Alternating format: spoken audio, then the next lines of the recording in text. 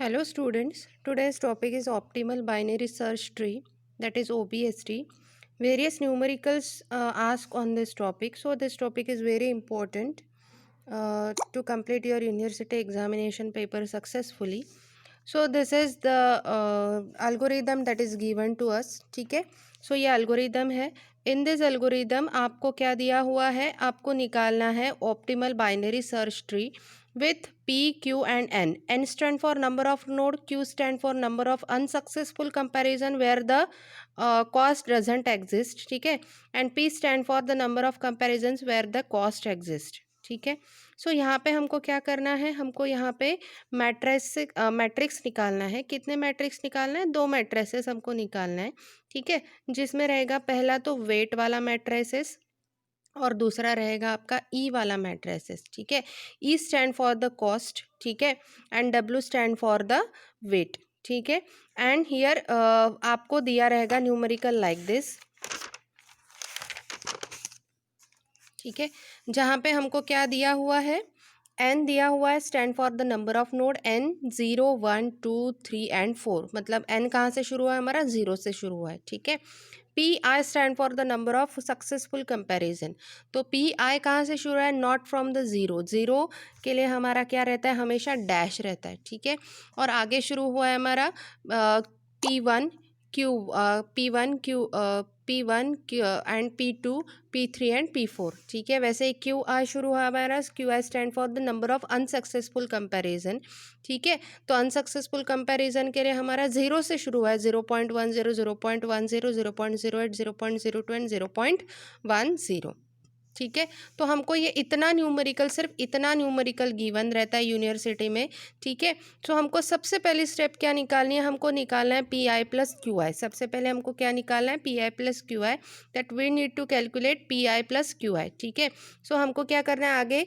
P I for this zero, that is P0 plus Q0. P0 is zero, ठीक है, plus Q0, तो हमारा क्या आएगा? 0.10. Similarly 0.30, that is 0.20 plus 0.10, 0.38 0.07 0.15, ठीक है. सो ये हमको सबसे पहले हमको ये निकालना है whenever the question is given, ठीक है. तो क्वेश्चन कैसे दिया गिवन रहता है? N Q P I and Q I, सिर्फ इतना गिवन रहता है. आपको ऑप्टिमल बाइनरी सर्च ट्री निकालना है. ऑप्टिमल बाइनरी सर्च ट्री मतलब जिसका कॉस्ट मिनिमम रहेगा वो ऐसी वाली आपको सर्च ट्री निकालना है, ठीक है. तो पी आई प्लस क्यू आई हमने निकालना है. इसके बाद हमारे हैं कुछ शॉर्टकट्स, ठीक है. तो ये शॉर्टकट्स अच्छे से ध्यान से आप लिख लो एक कॉपी में. ये शॉर्टकट्स हमेशा आपको याद रखने हैं, ठीक है. तो अभी मैंने इसके पहले आपको बताया कि आपको क्या निकालना है? पी आई, 2 मैट्रिसेस निकालने हैं. कौन से? डब्ल्यू एंड ई वाला. W stand for W stand for wait and E stand for the cost, ठीक है. सो हमने पहली जो हमको मैट्रिसेस निकालने हैं तो वो कैसे निकालने हैं? सबसे पहले तो हमारी कितनी एंट्रीज है यहाँ पे देखो? 0 to 4, ठीक है. कितनी एंट्रीज है? 0 to 4 एंट्रीज है. तो हमारा मैट्रिसेस कहाँ से रहेगा? देखो ऐसा मैट्रिसेस रहेगा 5x5 मैट्रिसेस रहेगा, क्योंकि 0 to 4 कितना होता है? 0 to 4 होता है अपना 5, ठीक है. तो 5x5 का सबसे पहले तो मैट्रिसेस आप ऐसे निकाल के रख दो, ठीक है, मतलब टेबल ऐसे निकाल के रख दो. इसके बाद आपको आई लिखना है और इधर जे लिखना है, ठीक है.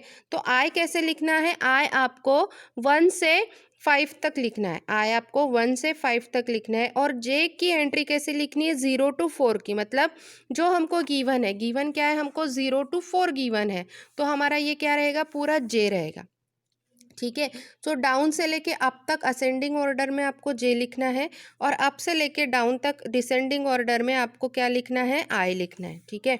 मतलब 0 1 2 3 4, ठीक है, और 1 2 3 4 5, ये क्या रहेगा हमारा? आई, और इधर रहेगा हमारा जे, ठीक है. सो ये हो गया अपना W ऑफ आई जे.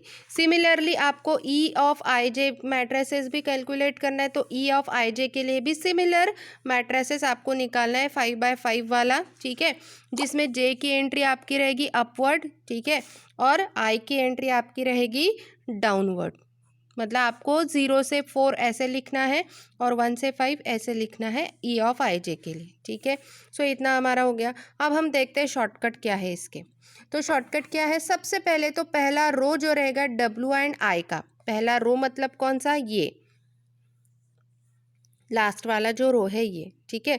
तो पहला रो हमारा क्या रहेगा, पहला रो जो हमारा रहेगा वो रहेगा क्यू आई का, मतलब जो कुछ भी आपकी क्यू आई की एंट्री है वो पूरी की पूरी पहले रो में जाएगी। मतलब 0.10 ऊपर है तो देखो 0.10 इधर आ गया, पर फिर से 0.10, 0.08, 0.02 एंड 0.10, ये हो गया अपना पहला रो।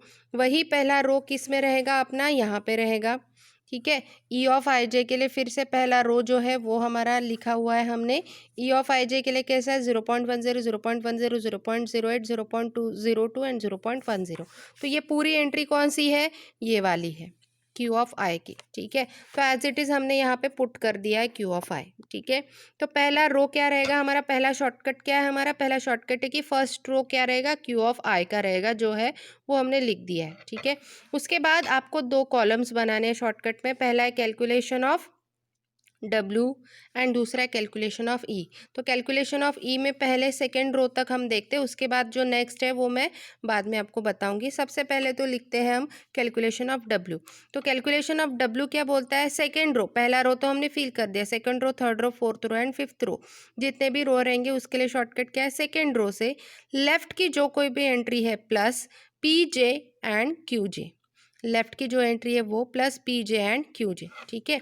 तो अगर मुझे ये वाली वैल्यू फिल करनी, क्योंकि ये मेरा पूरा नीचे वाला रो क्या हो गया, फिल हो गया, तो अब मुझे ये वाली वैल्यू फिल करनी है। तो ये वाली वैल्यू फिल करने के लिए मैं क्या करूँगी, लेफ्ट की जो एंट्री, इसकी लेफ्ट कौन है 0.10 प्लस PJ एंड QJ, तो इसका PJ मतलब ये J, मतलब ये वाली एंट्री मुझे फिल करनी, तो J क्या है 1 है, तो P1 एंड Q1 इसके लिए, तो P1 क्या है इसके लिए 0.20, 0.10, ठीक है। सो 0.10 प्लस 0.20 प्लस 0.10, तो मेरा हो जाएगा 0.40, ठीक है। तो ये क्या आ गया मेरा 0.40 घर आ गया। अब यहाँ पे मुझे ये वाली एंट्री फिल करनी है, ठीक है। मैं ऐसे चल रही हूँ, ठीक है। तो ये वाली एंट्री फिल करनी है, तो इसका लेफ्ट क्या है, फिर से देखो लेफ्ट प्लस PJ QJ, इसका लेफ्ट क्या है 0.10, J कौन सा है 2 है, मतलब P2 Q2, ठीक है। तो P2 Q2 क्या है 0.3 एंड 0.8, ठीक है। तो यहाँ पे मेरा आ गया 0.48। फिर से ये मुझे एंट्री अगर फिल करनी है तो इसका लेफ्ट क्या है 0.08 प्लस, ठीक है।